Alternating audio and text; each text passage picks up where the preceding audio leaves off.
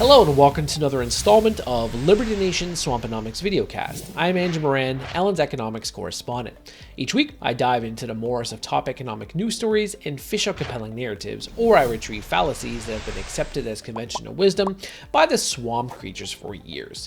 This week is an economic collapse on the horizon.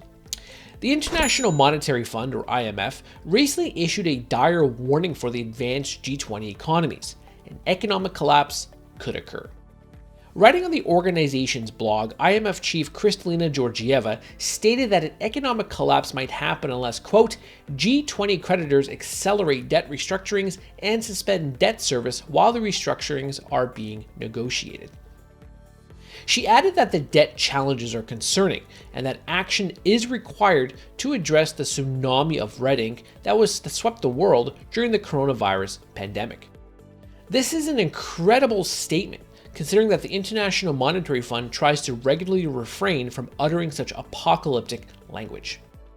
The report refrained from mentioning any specific economies that are on the brink of a financial crisis, but only referred to, quote, low-income countries. Though it did list many nations, most in Africa, that are bracing for enormous debt distress. Indeed, the coronavirus pandemic decimated the finances of dozens of countries worldwide.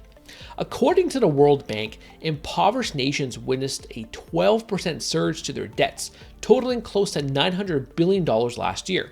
What's worse, according to the IMF, quote, about 60% of low-income countries are at high risk or already in debt distress.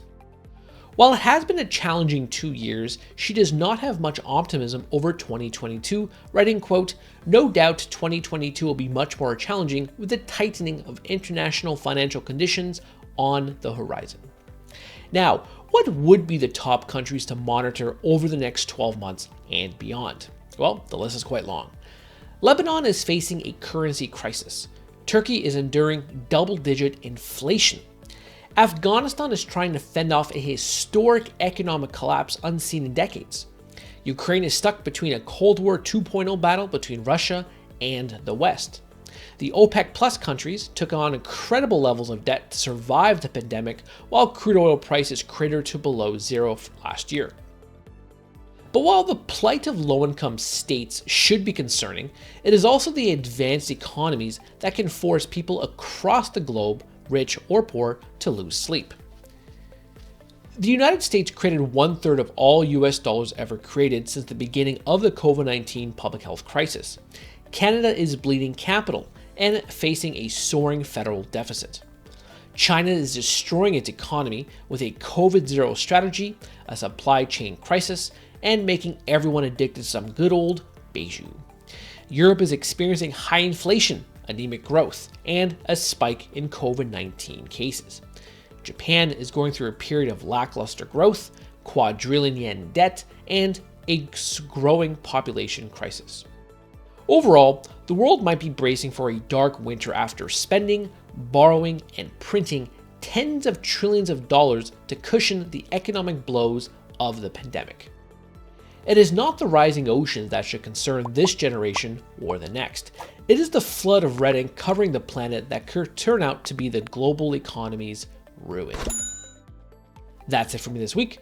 Please read my full Swamponomics column where I discuss the November jobs report, the DD stocks delisting, and Black Lives Matter on capitalism. Thank you. Who are we? We are Americans that believe in liberty. We are a project of the nonprofit One Generation Away. We are patriots who apply the founding principles to the issues of today. And they keep moving the goalposts on us. We are educators and commentators who love America and the Constitution. Who are we? We are Liberty Nation.